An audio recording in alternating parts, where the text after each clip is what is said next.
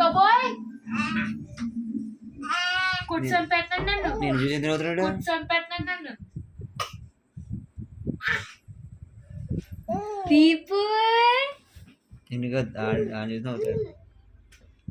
గులిగే ఏదో కొంపస్తుంది bad smell.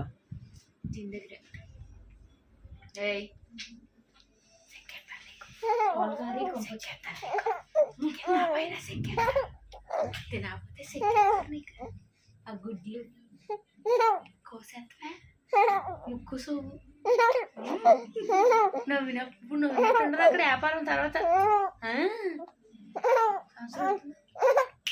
అయిపోయినట్టే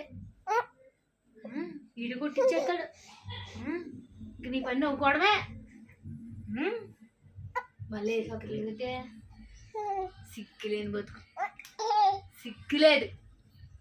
సిగ్గుందా నీకు? ఉందా?